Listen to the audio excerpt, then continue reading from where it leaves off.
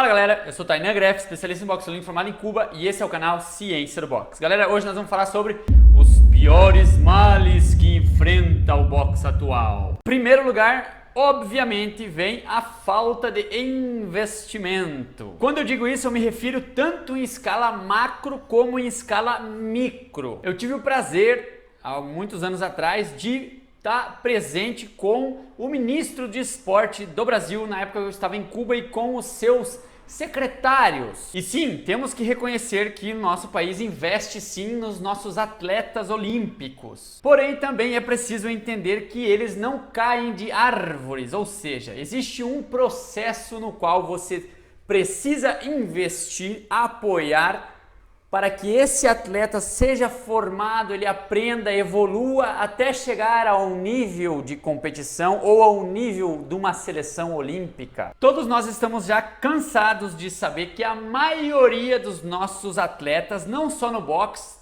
em todos os esportes, que ganharam medalhas, que tiveram um alto rendimento, que tiveram títulos mundiais e internacionais, e olha que eu pesquisei, vieram de famílias humildes. E o único incentivo que alguns tiveram foi maioritariamente dos projetos sociais. Isso significa que estes atletas conseguiram chegar aonde chegaram, em primeiro lugar, graças ao seu grande esforço e em segundo, as pessoas que lhe ajudaram. Então, como essas pouquíssimas pessoas que, graças ao seu esforço, conseguem sim atingir um rendimento maior e começar a ganhar certos títulos, o governo então começa a apoiar essas pessoas.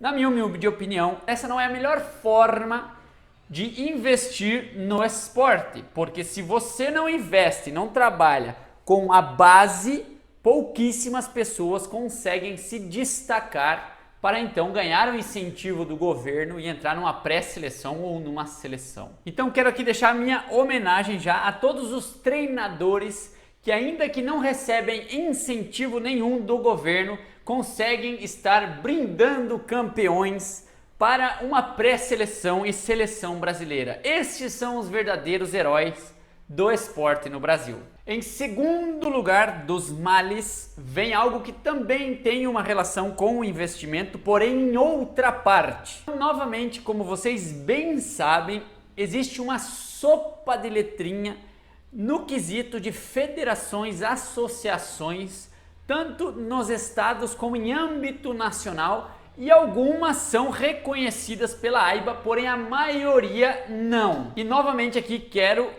prestar a minha homenagem para as pessoas que conseguiram criar federações e realmente organizar eventos e realmente formar treinadores com o intuito realmente de ajudar o boxe no Brasil.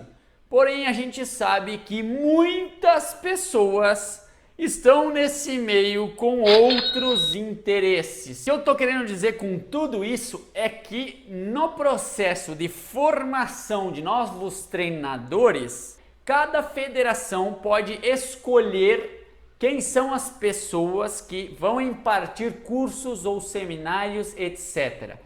Não vejo problema algum nesse quesito. O problema é que cada pessoa muitas vezes acaba aplicando um conteúdo diferente no mesmo seminário, por exemplo. E aí sim temos um problema. E por isso eu considero tão importante o curso de educação física aplicado à modalidade esportiva que for. Porque quem estuda educação física analisa desde vários pontos de vista, desde diferentes autores, desde diferentes bibliografias, porém todas elas existe um número em comum, ou seja, tudo se baseia em princípios que se comprovam na prática, porque quem deve ditar o padrão de ensino de um esporte tão complexo como o boxe deve ser a ciência, o padrão científico da literatura científica. Isso limitaria os erros passados de geração em geração através de treinador, aluno e assim sucessivamente. O chamado lado negativo do tradicionalismo nos esportes. Ou seja, é preciso, necessário investir bastante para ensinar as pessoas que vão ensinar as outras. E isso, infelizmente, no nosso país está em falta. Pelo menos no quesito do nosso esporte. Agora, qual seria a solução, por exemplo, na minha opinião, criar cursos de educação física com as matérias optativas para modalidade esportiva com uma espécie de especialização pro esporte que você quer escolher ou quer fazer. Terceiro problema que afeta principalmente os atletas é as mudanças repentinas no quadro, ou seja, na data do campeonato, ou pior ainda é anunciar 2 meses antes quando vai ser essa competição. Pelo menos no boxe amador isso é fatal.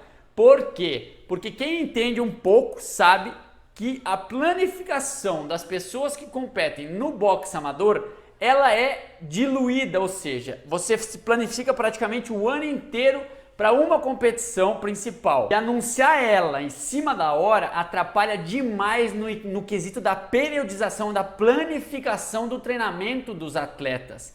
E pior ainda, a mudança da data também afeta justamente nesse quesito. Então o atleta acaba não conseguindo chegar no seu melhor no dia da competição. Qual seria a solução, na minha humilde opinião? Fazer como fazem em Cuba. Em Cuba eles têm uma data sempre, às vezes muda um dia ou outro, mas nunca eles mudam com a data de mais de uma semana uma competição, a não ser que seja por um problema catastrófico de tragédia, furacão, alguma coisa.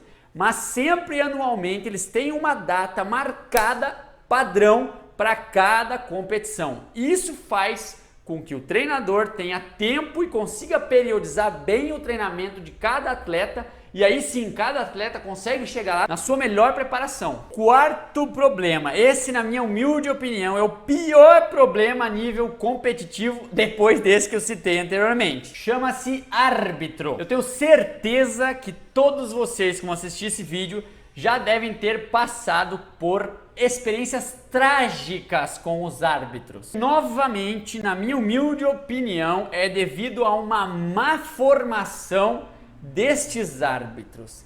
Eu acho que a gente está na hora de a gente começar a se preocupar um pouco menos com isso aqui e um pouquinho mais com o conteúdo das coisas. Para que vocês entendam um pouquinho melhor sobre o que eu quero dizer, vamos comparar um árbitro de futebol com um árbitro de boxe. Apesar de serem completamente diferentes, tanto em funções, etc., eles têm que arbitrar, ou seja, fazer cumprir a regra. Essa é a principal função do árbitro. O regulamento está ali, ele tem que fazer cumprir.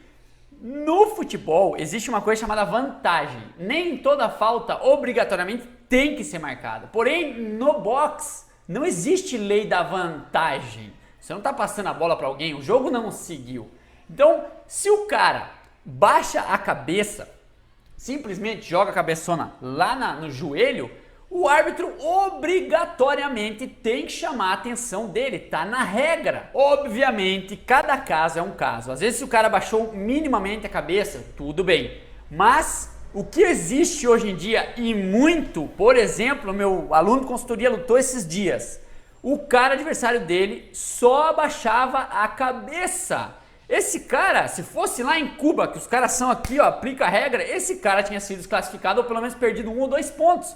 É ridículo. Aqui no Brasil não. Eles vão dando, o cara faz 3 vezes, daí ele chama a primeira vez a atenção. Depois ele faz mais 3 vezes, daí ele chama, tira um ponto. O cara passa a luta inteira fazendo e no máximo desconta um ponto. Porra, é sacanagem. Não estão aplicando o que está na regra. A função do árbitro é essa. Por que vocês acham que existe regulamento, regras no esporte? Primeiro, para que seja justo para quem está competindo, para ambos.